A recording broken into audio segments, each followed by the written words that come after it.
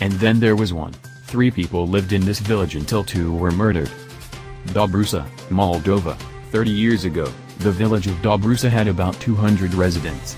At the start of this year, it had just 3. Then 2 were murdered. And now there is just one, Grisa Muntean, a short, mustachioed farmer often found in a flat cap, a checked shirt and a ripped pair of blue trousers held up by a drawstring. For company, Mr. Muntean has his 2 cats, 5 dogs, 9 turkeys, 15 geese, 42 chickens, about 50 pigeons, 120 ducks and several thousand bees. The other humans have either died, left for larger towns and cities in Moldova, or emigrated to Russia or other parts of Europe. The loneliness kills you, Mr. Muntean, 65, said on a recent afternoon. His former neighbors' houses are vanishing almost as fast as their owners. With few animals to graze the roadsides, and with only Mr. Muntean to prune the orchards, the buildings are sinking below a canopy of walnut groves and apple trees. Dobrusa, pronounced Dobrusa, was once a village of 50 houses that lined 2 parallel streets at the bottom of a shallow valley. Like many settlements across Moldova, it emptied out after the fall of the Soviet Union in 1991, an exodus mirrored across Eastern Europe, which has the world's fastest shrinking population. Now only a few corrugated iron roofs can still be seen in Dobrusa, poking above the undergrowth. They are visible from the dirt track that connects the village to the nearest tarmac road. Even the village graveyard, set on the other side of the valley, is slowly receding into an undergrowth of nettles and brambles, grass flowers and cow parsley. Plants like these are the closest Mr. Muntean has to neighbors. When I work, I speak with the trees, he said. With the birds, with the animals, with my tools. There is no one else to talk to. Until February, Mr. Muntean relied on the company of Jenna and Lydia Lozinski, a couple in their early 40s who lived at the other end of the village.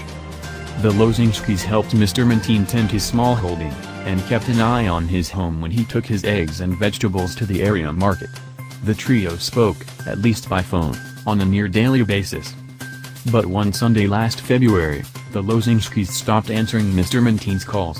He heard nothing from them on that Monday. When they failed to call him back on that Tuesday, he assumed he had done something to annoy them. On the Wednesday, after a tip-off, the mayor of the surrounding area, Grisa Muntean, visited the Lozinskis' home. In their garden, the mayor found the couple's cow, its udders unmilked in days. Inside the cottage, he found their half-naked corpses, cold and blood-stained, lying on the wooden floor. An investigation found that the couple had been bludgeoned to death by a drunk laborer, after he and a fellow farmhand had tried to rape Miss Lozinski, the mayor said. 6 months on, their home is almost as they left it, with clothes strewn on the floor and a box of powdered milk in the front window. Their garden is already wild. Up on the hillside, their graves are being slowly submerged by the wheat. Within a few years, a visitor may struggle to find the gravestones, let alone remember who was buried there. Jenna's mound is wrongly marked Georgi. Now, Mr. Muntean is the last survivor of a village that was first settled in the 19th century, when the area was part of the Russian Empire. According to local folklore, its first residents were Ukrainians who had ultimately hoped to reach the United States, but missed their boat, and Moldovans who had fallen out with a landowner in another area. The village prospered in the decades after World War II, when Moldova was folded into the Soviet Union. Dobrusa gained a shop, an elementary school, a summer camp for children and a village hall that showed films on Sundays.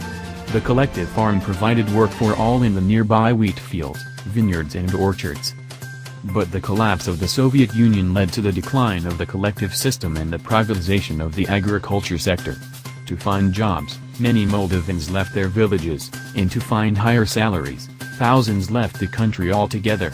When Mr. Muntean, who had lived in a neighboring village, arrived in Dobrusa in 2000 to set up a small sheep farm, the village's population had fallen to around 70. Mr. Muntean reckoned,